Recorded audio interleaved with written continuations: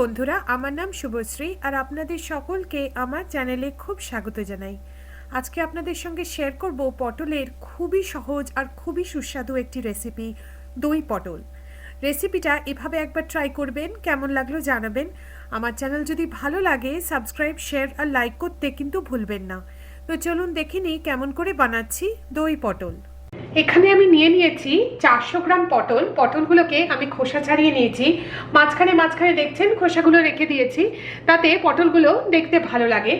আর পটলগুলোকে আমি এরকম মাঝখান দিয়ে একটু চিড়ে নিয়েছি, যাতে ভালো করে মশলাটা পটলের মধ্যে ঢুকতে পারে। পটলগুলোকে প্রথমে আমি একটুখানি ম্যারিনেট করে নিচ্ছি। দিয়ে দিচ্ছি সামান্য একটু হলুদ গুঁড়ো, তার সাথে দিচ্ছি সামান্য একটু নুন। এবারে পটলগুলোকে ভালো করে এই হলুদ গুঁড়ো আর নুন দিয়ে একটু মাখিয়ে নেব।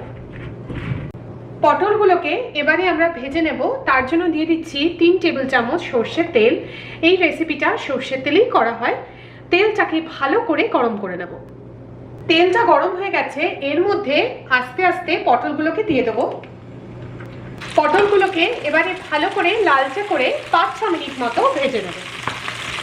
পটলগুলোকে ভালো করে ভেজে নিয়েছি। এবারে একটা পাত্রতে এই ভেজে নেওয়া পটলগুলোকে তুলে রাখবো। দই পটল বানানো শুরু করার আগে আমরা কিছু প্রিপারেশন করে নেব। বানিয়ে নিচ্ছি একটা আদা আর কাঁচা লঙ্কা বাটা। একটা মিক্সারে দিয়ে দিচ্ছি 1 ইঞ্চ আদা, তার সাথে আমি দিচ্ছি 2টো কাঁচা লঙ্কা। কাঁচা লঙ্কাটা আপনারা আপনাদের ঝালের প্রেফারেন্স অনুযায়ী দেবেন। এবারে এটাকে একটা মিহি পেস্ট বানিয়ে নেব। এবারে বানিয়ে নিচ্ছি একটা শুকনো মশলার পেস্ট। একটা পাত্রতে আমি দিয়ে দিচ্ছি 1/2 চা চামচ হলুদ গুঁড়ো, তার সাথে দিচ্ছি 1 চা চামচ কাশ্মীরি লঙ্কা গুঁড়ো, এটা কালারের জন্য দিচ্ছি আমি।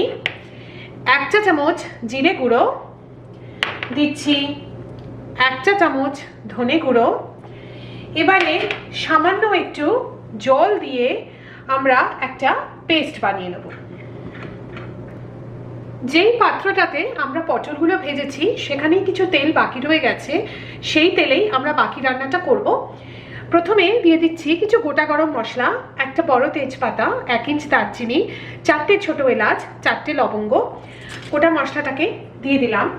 এবারে এই গোটা মশলাটাকে আমরা 20-30 সেকেন্ড ভেজে নেব, যতক্ষণ না এর থেকে একটা সুন্দর গন্ধ বেরোচ্ছে। এবারে আঁচটাকে লো করে এর মধ্যে আদা আর কাঁচা লঙ্কা বাটা, যেটা আমরা আগে বানিয়ে নিয়েছিলাম, সেটা পুরোটা দিয়ে দিচ্ছি। তার সাথে এই যে শুকনো মশলার পেস্টটা আমরা আগে বানিয়ে নিয়েছিলাম সেটাকেও দিয়ে দিচ্ছি। এবারে ভালো করে আমরা এই মশলাটাকে কষিয়ে নেব। আঁচটাকে মিডিয়াম লো রাখবেন আর ভালো করে নাড়াতে থাকবেন, নইলে কিন্তু মশলাটা পুড়ে যেতে পারে। মশলাটাকে কষিয়ে নিয়েছি, দেখছেন মশলা থেকে এখন তেল ছাড়ছে। আঁচটাকে একদম লো করে দেব।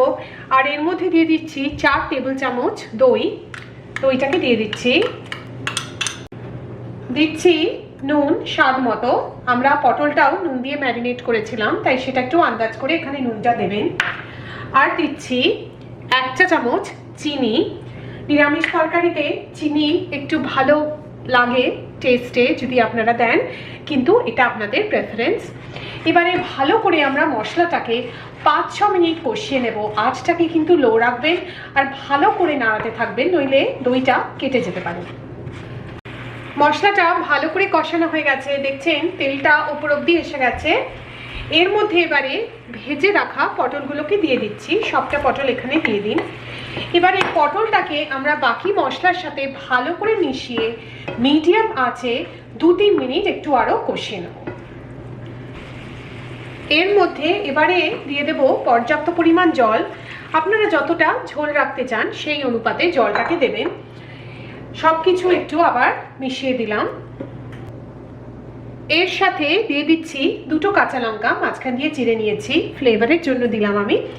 এবারে ঢাকা দিয়ে আমরা এই দই পটলটাকে রান্না হতে দেবো যতক্ষণ না পটলগুলো পুরোপুরি সেদ্ধ হয়ে যাচ্ছে। আঁচটাকে মিডিয়াম থেকে মিডিয়াম লো রাখবেন। আমাদের দই পটল একদম তৈরি। সবশেষে দিয়ে দিচ্ছি 1/2 চা চামচ গরম মশলা গুঁড়ো। আমাদের দই পটল একদম তৈরি। খুব সহজে তৈরি হয়ে যায় এই খুবই সুস্বাদু পটলের রেসিপি। দই পটল এভাবে একবার ট্রাই করে দেখবেন, কেমন লাগলো জানাবেন। আমার চ্যানেল দেখার জন্য আপনাদের অনেক অনেক ধন্যবাদ।